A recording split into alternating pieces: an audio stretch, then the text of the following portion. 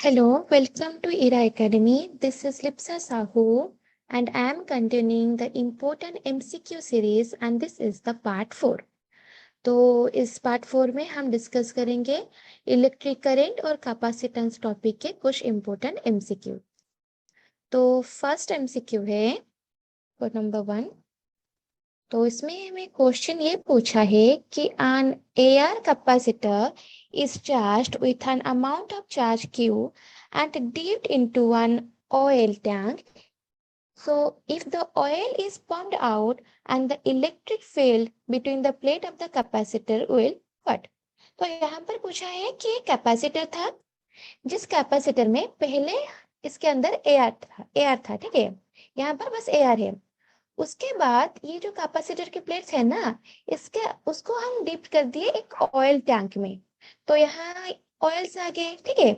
तो इसमें पूछ रहा है कि जो इलेक्ट्रिक फील्ड होंगे इस केस में, सपोज इसे मैं ले रही हूँ ई नॉट और इसे ले रही हूँ ई के, क्योंकि यहाँ पर के जो है वो डाइलेक्ट्रिक है विच इज ऑयल, ठीक है। तो हमें ये पूछा है कि कैपेसिटर को ऑयल टैंक में डिप करने के बाद जो इलेक्ट्रिक फील्ड होगा वो क्या करेगा, मतलब इंक्रीज होगा, डिक्रीज होगा या फिर कांस्टेंट होगा। तो इलेक्ट्रिक फील्ड का रिलेशन हमें पूछा है इन शॉर्ट। तो जब एआर में था कैपेसिटर तो उस केस में इलेक्ट्रिक फील्ड ई नॉट की वैल्यू होता Q by A epsilon naught. ये तो हमें पता है कैसे निकल जाए, है ना। और एप्सिलॉन नॉट यहाँ पर एआर के लिए मैंने कंसिडर करा है। अगर वो वही इलेक्ट्रिक फील्ड हम ऑयल के केस में कंसिडर करें तो वो हो जाएगा Q by A epsilon, right. तो हमें पूछा है ई के और ई नॉट के रिलेशन, राइट। तो हम ई के को ये लिख सकते हैं E K equals to E naught by K, हम ये लिख सकते हैं ना, क्योंकि epsilon naught is K, sorry epsilon equal to K epsilon naught, ये रिलेशन हमें पता है। तो हम ई के को ऐसे लिख सकते हैं ई नॉट बाई के। तब देखो ई नॉट पे के डिवाइड करने पर हमें ई के मिल रहा है, राइट। मतलब ई नॉट में कुछ वैल्यू हमें डिवाइड करनी पड़ रही है, तब जाके हमें ई के मिल रहा है। तो इससे हमें ये पता चल रहा है कि ई के इज शॉर्ट देन और लेस देन ई नॉट, है ना, क्योंकि ई नॉट पे कुछ डिवाइड करने पर हमें ई के मिल रहा है। तो इससे ये पता चल रहा है कि अगर आप कैपेसिटर को ऑयल टैंक में डिप कर दोगे तो उसकी इलेक्ट्रिक फील्ड की वैल्यू डिक्रीज हो जाएगी, क्योंकि वहां पर एक एक्स्ट्रा फैक्टर आ जाएगा डाइलेक्ट्रिक कांस्टेंट का, राइट। यहाँ पर के इज डाइलेक्ट्रिक, तो यहाँ पर हमने डाइलेक्ट्रिक कांस्टेंट ऑयल को ले रखा, आप उसके जगह वाटर कुछ भी ले सकते हो। तो आप कोई भी डाइलेक्ट्रिक कांस्टेंट लो, लेकिन अगर एक एआर फील्ड कैपेसिटर को आप किसी डाई इलेक्ट्रिक में डिप कर रहे हो तो उसकी इलेक्ट्रिक फील्ड की वैल्यू इंक्रीज हो जाएगी। ये बात याद रख लो, रिलेशन तो हमने देख ही लिया, राइट। अब जाते हैं क्वेश्चन 2 पे। क्वेश्चन 2 पे ये पूछा है कि a parallel plate air capacitor has a capacitance 18 microfarad. तो एआर पे जो कैपेसिटर है उसकी कैपेसिटेंस हमें गिवन है 18 माइक्रोफैराड। फिर पूछा है कि if the distance between the plate is triple and the dielectric medium is introduced the capacitance becomes 72 microfarad. तो अगर सपोज एआर के केस में डिस्टेंस डी था तो वो इंक्रीज कर रहा है 3 टाइम्स, ट्रिपल दिया है ना, तो उसको फिर हम डीप कर रहे हैं एक डाइइलेक्ट्रिक मीडियम में, मतलब इंट्रोड्यूस कर रहे हैं, आप उसके अंदर कुछ भी डाइइलेक्ट्रिक भर सकते हो। तो एक डाइइलेक्ट्रिक इंट्रोड्यूस करने के बाद सी के की वैल्यू हो जाती है 72 माइक्रोफैराड। तो पूछा है कि the dielectric constant of the medium is, मतलब यहाँ पर के की वैल्यू हमें पूछा है, ठीक है। तो हमें पता है सी नॉट का वैल्यू क्या होता है, epsilon not a divided by D. तो उसे अगर हम एक डाइइलेक्ट्रिक के केस में कंसिडर करें तो वो हो जाएगा K epsilon not A by D dash, है ना। लेकिन यहाँ पर डी डैश की वैल्यू है 3D। तो अगर हम ये दोनों की वैल्यू को एक दूसरे के साथ डिवाइड कर लें तो we can write it as C K divided by C not equal to K epsilon not a.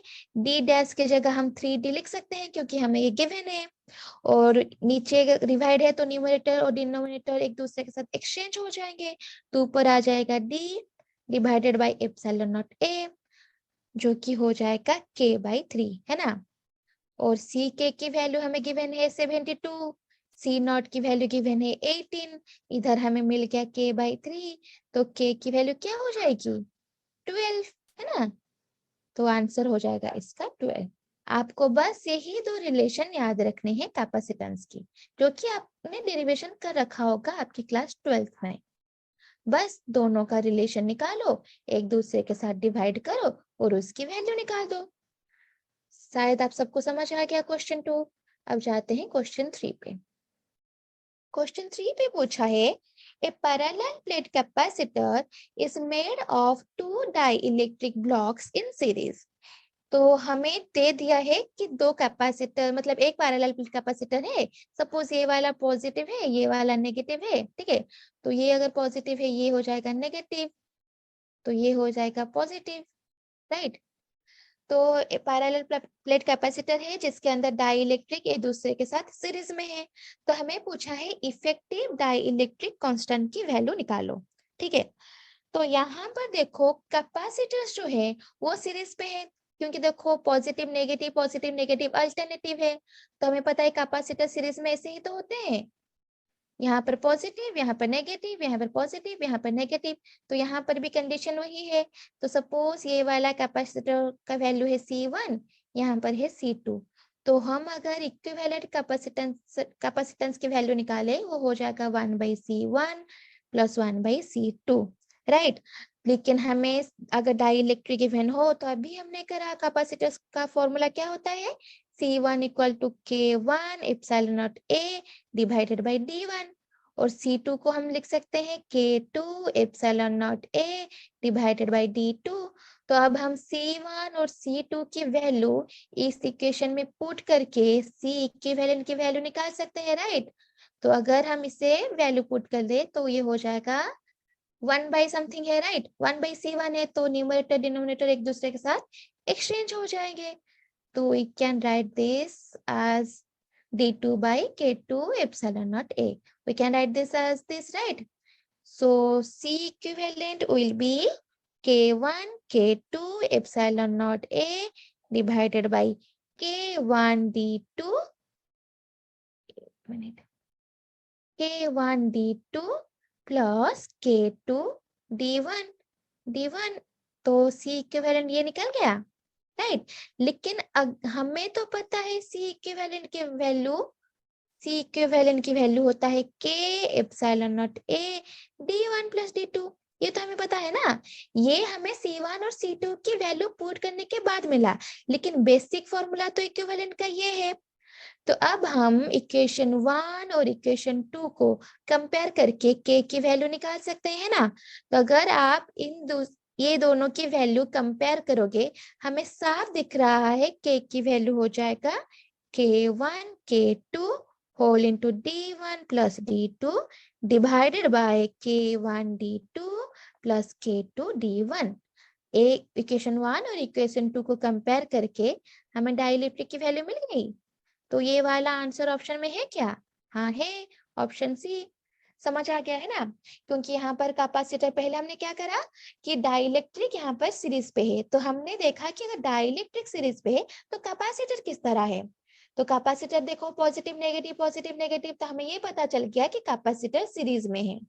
तो दो कैपेसिटर अगर सीरीज में हो तो हमें उसकी फॉर्मूला पता है, तो हमने उसमें से रिलेशन निकाल दिया ये वाला, ठीक है। अब C1 और C2 की वैल्यू हमने निकाला, इन दोनों की वैल्यू इस इक्वेशन में पुट करा और उनका एक रिलेशन निकाला, ठीक है। और फिर हमें बेसिक फॉर्मूला जो पता है इक्विवेलेंट का, वो लिखा।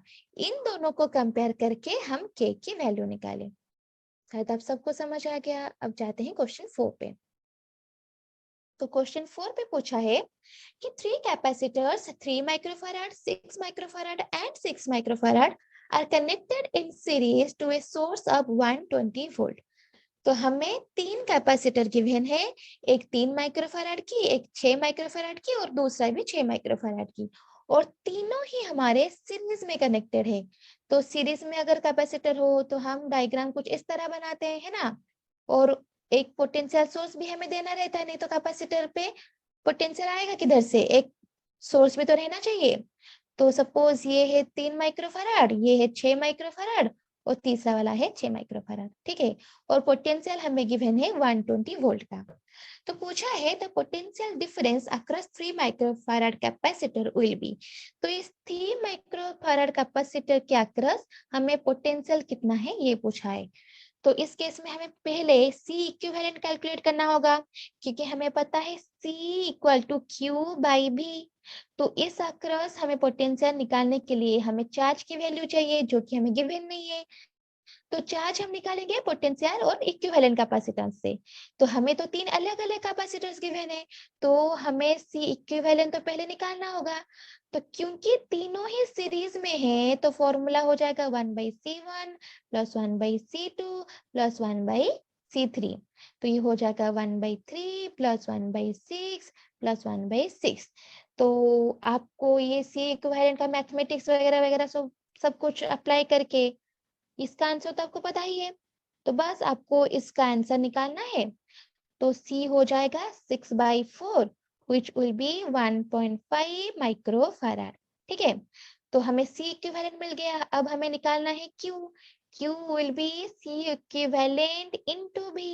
तो C इक्विवेलेंट हमें मिल गया 1.5 माइक्रोफैराड है, और पोटेंशियल गिवन है 120, जो कि मल्टीप्लाई करने के बाद आ जाएगा 128 माइक्रोकूलम, है ना। तो हमें 3 माइक्रोफैराड के अक्रॉस पोटेंशियल पूछा है, तो वही फॉर्मूला फिर से अप्लाई करेंगे, Q equal to C by V, right. तो हमें निकालना है potential which will be Q by C। Q हमने निकाल लिया 120 माइक्रोकूलम। ऊपर का माइक्रो नीचे का माइक्रो कैंसिल हो जाएगा एक दूसरे के साथ, तो हम ये लिख सकते हैं 180 divided by 3 which will B 60 volt. तो ऑप्शन है 60 वोल्ट। बस पहले आपको C इक्विवेलेंट निकालना है, उसके बाद पोटेंशियल निकालना है। बहुत आसान है ना। तो अब जाते हैं क्वेश्चन 5 के तरफ। क्वेश्चन 5 पे हमें एक सीरीज दे रखा, मतलब एक सर्किट दे रखा, जिसमें हमें कैपेसिटेंस पूछा है पॉइंट ए और पॉइंट बी के बीच। तो पॉइंट ए और पॉइंट बी के बीच कैपेसिटेंस निकालने से पहले इसके अंदर जो 3 अलग अलग कैपेसिटर्स है, उनका इक्विवेलेंट कैपेसिटेंस हमें निकालना होगा, राइट। तो देख लेते हैं, ये जो ऊपर के 2 कैपेसिटर है, 2 माइक्रोफैराड और 2 माइक्रोफैराड, ये एक दूसरे के साथ सीरीज में है। ये हमें दिख रहा है ना, क्योंकि अगर ये वाला पॉजिटिव हो, अगर यहाँ पर पॉजिटिव है और यहाँ पर नेगेटिव है, तो ये हो जाएगा नेगेटिव, ये हो जाएगा पॉजिटिव, ये हो जाएगा नेगेटिव, ये हो जाएगा पॉजिटिव। तो अल्टरनेटिवली है, मतलब ये दोनों सीरीज में है। अगर 2 कैपेसिटर हमारी सीरीज में है, तो हमें फॉर्मूला पता है, हो जाएगा 1/C1 plus 1/C2। We can write it as C1 C2 by C1 plus C2, है ना। ये तो हमें पता है। तो 2 2 जा 4, नीचे का 4 हो गया 1। और अब ये 2 का जो इक्विवेलेंट निकला, वो तीसरे के साथ पैरेलल में है, ये भी हमें दिख रहा है। और पैरेलल के केस में हम निकालते हैं C equivalent is C1 plus C2 which will be 1 plus 3, हो गए 4। बस आसान था, निकल गया टोटल कैपेसिटेंस, जिसका वैल्यू हो जाएगा 4। तो ये बहुत आसान सवाल था। ऐसे बहुत सारे कॉम्प्लिकेटेड जब सर्किट आएंगे, तब हमें इस तरह से बस बेसिक सारे ही सबके सेम है, बस आपको थोड़ा सा दिमाग लगाना होगा कौन किसके साथ कैसे है, सीरीज में है या पैरेलल में। मोस्टली 2 ही केसेस है ना। तो जैसे कि हमें दिख गया ऊपर के 2 सीरीज में है, तो उसका हम इक्विवेलेंट कैपेसिटेंस निकाल दिए, फिर उसका जो फाइनल कैपेसिटेंस निकला, हम तीसरे के साथ पैरेलल में कनेक्ट कर दिया, तो निकल गया हमारा total equivalent capacitance which will B 4 microfarad. अब जाते हैं क्वेश्चन 6 पे, जो कि इम्पोर्टेंट क्वेश्चन है। थोड़ा सा वैल्यू बेस्ड क्वेश्चन है, आपको उसका समझना होगा कि क्या पूछा है, ठीक है।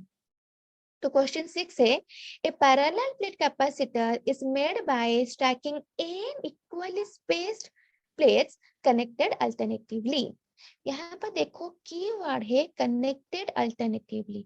अगर अल्टरनेटिवली कनेक्टेड है, मतलब कैपेसिटर सारे पैरेलल पे है, राइट। यहाँ पर डायरेक्टली नहीं लिखा गया कि पैरेलल पे है, लेकिन आपको समझना होगा अल्टरनेटिव मतलब कैपेसिटर सारे पैरेलल पे है, ठीक है। तो दिया है कि पैरेलल, अच्छा इधर लिख भी दिया है कि parallel plate capacitors is made by stacking n equally spaced plate. अगर n इक्वली स्पेस्ड प्लेट्स है, तो नंबर ऑफ कैपेसिटर्स कितने होंगे, तो नंबर ऑफ कैपेसिटर हो जाएंगे n-1। अगर स्पेस n है तो नंबर ऑफ कैपेसिटर्स एक कम होगा ना, n-1। तो उस पे ये पूछा है कि if the capacitance between any two plates is C, then the resultant capacitance is। तो अगर बहुत सारे कैपेसिटर्स हमारे पैरेलल पे है तो हम उस केस में कैसे सॉल्व करते हैं उसे, सपोज n नंबर पर है, ठीक है। तो इक्विवेलेंट कैपेसिटेंस क्या हो जाता है, C1 plus C2 plus up to Cn, right. तो अप टू Cn मतलब टोटल कैपेसिटेंस के अगर सारे की ही वैल्यू C गिवन है तो ये हो जाएगा n into C. Here n is the number of capacitors, लेकिन यहाँ पर तो n नहीं है ना, यहाँ पर है n-1। तो टोटल कैपेसिटेंस हो जाएगा n-1 इंटू सी, राइट। क्योंकि यहाँ पर n इक्वली स्पेस्ड प्लेट्स हैं। अगर प्लेट्स n नंबर के हैं तो नंबर ऑफ कैपेसिटेंस हो जाएगा n-1। तो हमने निकाला अगर सारे कैपेसिटर्स पैरेलल पे है तो फॉर्मूला हमारा ये होता है, जहां पर number of plates number of capacitors होते हैं n-1 और ऑप्शन सी तो हमें गिवन है। चलो आंसर मिल गया। अब जाते हैं क्वेश्चन नंबर 7 पे। क्वेश्चन नंबर 7 पे हमें एक सर्किट दे रखा और उसमें पूछा है in the circuit shown in the figure below the potential difference across the 4.5 microfarad capacitor. तो यहाँ पर जो कैपेसिटर लगा है ना 4.5 माइक्रोफैराड का, उसके अक्रॉस पोटेंशियल पूछा है। एग्जैक्ट यही एक क्वेश्चन हमने ऊपर सॉल्व करके अभी आया, तो ये भी बहुत आसान है। तो पहले हम निकाल देते हैं इक्विवेलेंट कैपेसिटेंस इस सर्किट की क्या है। तो पहले ये वाला डायग्राम कंसीडर करते हैं। यहाँ पर देखो दोनों कैपेसिटर पैरेलल पे है, तो अगर पैरेलल पे है तो हम क्या करते हैं C1 प्लस C2 दोनों को ऐड कर देते हैं, which will be 3 plus 6 which is 9 microfarad, ठीक है। तो ये वाला निकल गया 9 माइक्रोफैराड। तो ये 9 माइक्रोफैराड 4.5 माइक्रोफैराड के साथ सीरीज में है, राइट। तो अगर सीरीज पे हो तो हम लिखते हैं उसे 1/C1 प्लस 1/C2, है ना। तो C इक्विवेलेंट हो जाएगा C1C2 divided by C1 plus C2। तो क्या हो जाएगा इसका 9 इंटू 4.5 डिवाइडेड बाई 9 प्लस 4.5। तो इसका हम इक्विवेलेंट कैपेसिटेंस निकाल सकते हैं। तो सब कुछ निकलने के बाद हम टोटल कैपेसिटेंस C का वैल्यू जो होगा ना वो हो जाएगा 3, ठीक है। तो 3 होने के बाद आप उसके साथ निकालो कि भी हमें पता है V equal to Q by C, है ना। तो Q हो जाएगा C इंटू बी। तो हमें चार्ज निकालना है। चार्ज निकालने के बाद हम इसके अक्रॉस पोटेंशियल डिफरेंस निकालेंगे। तो चार्ज जो हो जाएगा वो हो जाएगा 3 into 12 which will be 36 microcoulomb, ठीक है। तो Q की वैल्यू पुट कर लेना, V की वैल्यू हो जाएगा 36 divided by 4.5 which is 8 volt. तो 4.5 के अक्रॉस जो पोटेंशियल डिफरेंस होगा वो होगा 8 वोल्ट। बस अब जाते हैं नंबर 8 की तरफ। क्योंकि नंबर 7 का क्वेश्चन मैंने पहले एक बार कर रखा है इसलिए मैंने वो जल्दी जल्दी निपटा लिया। आई होप कि आप लोग ने समझ लिया होगा। तो नंबर 8 पे क्या पूछा है कि across each of two capacitors of capacitance 1 microfarad and A potential difference of 10 volt is applied. तो टू कैपेसिटर्स, यहाँ पे दो कैपेसिटर है जिनकी कैपेसिटेंस हमें दे रखा है 1 माइक्रोफैराड और पोटेंशियल दे रखा है 10 volt. Then the positive plate of one is connected to the negative plate of other। तो अगर एक कैपेसिटर ये है, यहाँ का पॉजिटिव प्लेट जो है वो दूसरे का नेगेटिव के साथ कनेक्टेड है। तो अगर ये वाला पॉजिटिव है तो ये वाला नेगेटिव है, और अगर ये वाला नेगेटिव है तो ये वाला पॉजिटिव है। तो इन शॉर्ट हमें ये पता चल गया कि ये जो दो कैपेसिटर है वो एक दूसरे के साथ सीरीज में है, राइट। तो उसके बाद क्या पूछा है कि then the positive plate of one is connected to the negative plate of other and the negative plate of one is connected to other positive, right? After contact, charge of on each plate will be। तो जो सारी जो plates है ना इस पे हमें charge पूछा है, ठीक है। तो देखो ये वाला पॉजिटिव में है, ये वाला नेगेटिव में है, तो ऑब्वियसली ये दोनों एक दूसरे को न्यूट्रलाइज कर लेंगे, है ना। तो ये दो प्लेट तो अपने आप ही कैंसिल हो गई, बच गया ये दो प्लेट। तो ये दो प्लेट पे कुछ चार्जेस तो होंगे ही, लेकिन इनकी देखो पोलैरिटी अलग अलग है, यहाँ पर नेगेटिव है और यहाँ पर पॉजिटिव है, लेकिन ये दोनों एक दूसरे के साथ कनेक्टेड नहीं है क्योंकि यहाँ पर एक पोटेंशियल है 10 वोल्ट का। तो ऑब्वियसली यहाँ पर जो चार्जेस होंगे वो जीरो तो नहीं होंगे, राइट, लेकिन इक्वल भी नहीं होंगे क्योंकि दोनों का पोलैरिटी अलग है। तो अगर ये -3 कूलम होगा तो ये +3 कूलम होगा, है ना। तो answer will be different but non zero, क्योंकि ये दोनों तो एक दूसरे को न्यूट्रलाइज कर रहे हैं। सपोज 1 2 3 4 मैंने प्लेट को नंबरिंग कर दिया, ठीक है। तो प्लेट नंबर 2 और प्लेट नंबर 3 एक दूसरे को न्यूट्रलाइज कर रहे हैं, लेकिन प्लेट नंबर 1 एंड 4 नहीं कर रहे हैं, मतलब चार्ज जीरो नहीं होगा, लेकिन पोलैरिटी डिफरेंट है तो चार्ज भी डिफरेंट होगा। तो answer will be option C. अब जाते हैं क्वेश्चन 9 की तरफ। क्वेश्चन 9 पे बस एक put the formula get the answer वाला एक सवाल है। तो वहां पर पूछा है कि work done in placing A charge of 8 into 10 to the power minus 18 coulomb on a condenser of capacity 100 microfarad is। तो यहाँ पर हमें पूछा है वर्क डन, ठीक है।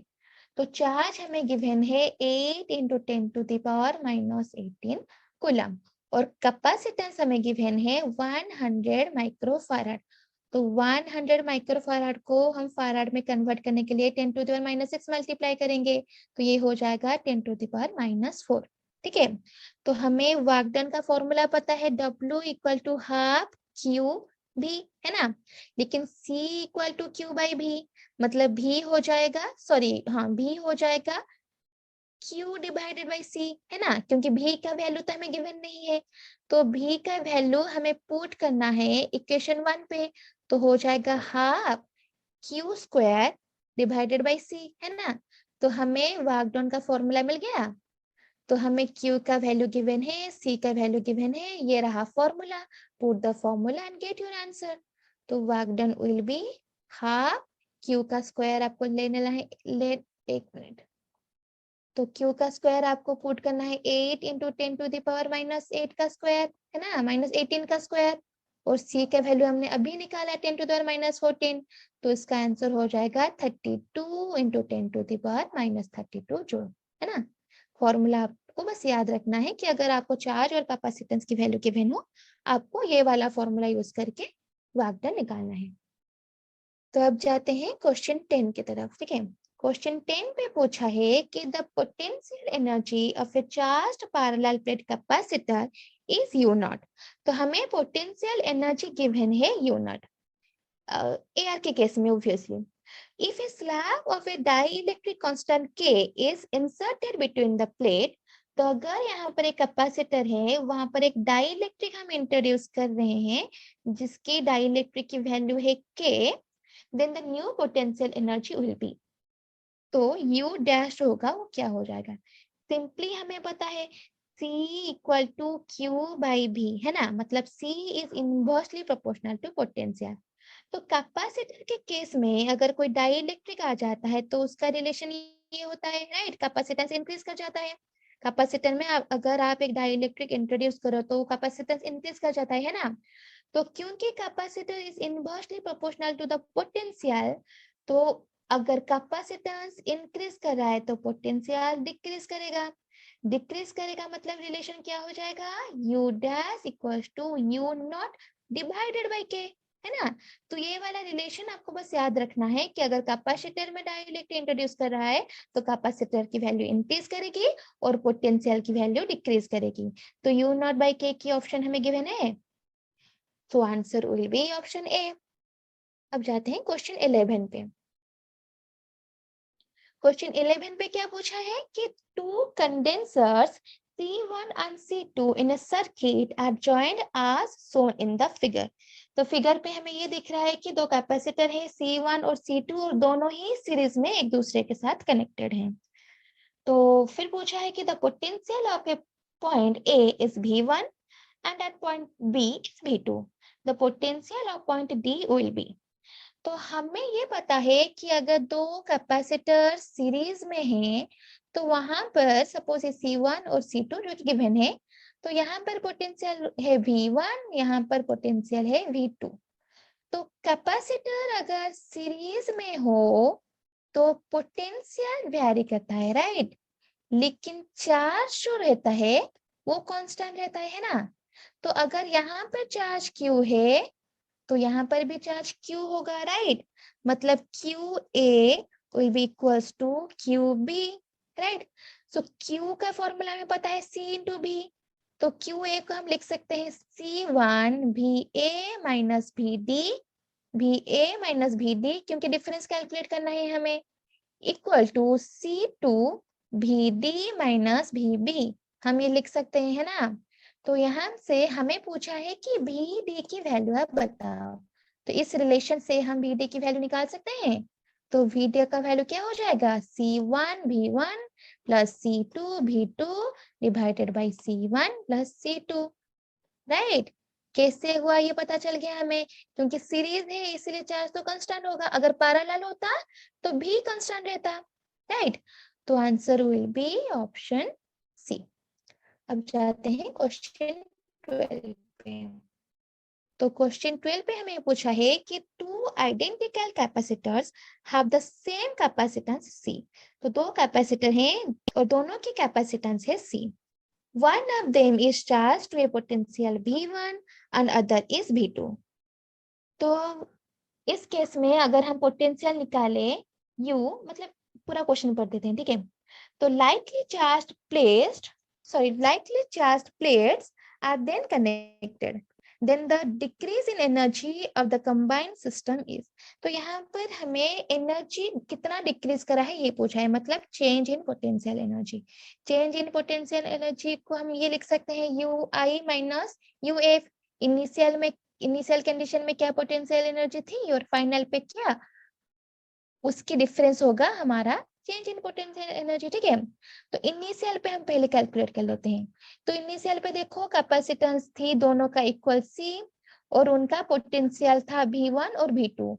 तो UI को फॉर्मूला तो हमें पता है हाफ C V स्क्वायर, है ना। तो हाफ C की वैल्यू तो सिर्फ C है, दोनों का ही इक्वल है, और पोटेंशियल हो जाएगा V1 का स्क्वायर प्लस V2 का स्क्वायर, है ना। तो फाइनल के केस पे देखो दो प्लेट्स कनेक्ट हो रहे हैं पैरेलली। तो अगर कैपेसिटर में दो कैपेसिटर पैरेलल है तो C1 प्लस C2 हो जाएगा, which will be C plus C, which is 2C. तो हाफ इंटू 2C। और अगर कैपेसिटर बढ़ रहा है तो पोटेंशियल हाफ हो जाएगा, which will be V1 plus V2 by 2, है ना। तो हम ये लिख सकते हैं C V1 plus V2 by 2। तो अब हमें बस निकालना है UI माइनस UF, बस ये वाला वैल्यू और ये वाला वैल्यू दोनों को एक दूसरे के साथ माइनस कर लो। तो जब माइनस करेंगे वो निकलेगा 1/4 C V1 का स्क्वायर माइनस V2 का स्क्वायर, ये निकलेगा हमारा आंसर, जो कि है ऑप्शन सी। समझ आ गया है ना, क्योंकि यहाँ पर हमें पूछा था एनर्जी कितना डिक्रीज हो रहा है ये निकालो। एनर्जी डिक्रीज मतलब पोटेंशियल एनर्जी, ऑब्वियसली कैपेसिटर में काइनेटिक एनर्जी तो होंगे नहीं, तो पोटेंशियल एनर्जी का डिफरेंस हमें निकालना होगा यहाँ। तो हमने इनिशियल पे कैलकुलेट कर लिया, फाइनल पे कैलकुलेट कर लिया, और उन दोनों की वैल्यू को हमने एक दूसरे के साथ माइनस कर लिया। आप सबको शायद समझ आ गया होगा। So thank you so much. ऐसे ही 21 सेशंस आएंगे जिसमें मैं सारे इंपॉर्टेंट MCQ आपकी क्लास 12 के कवर करूंगी। तो अगर आपको ये वीडियो पसंद आया तो लाइक और चैनल को सब्सक्राइब कीजिए। Thank you.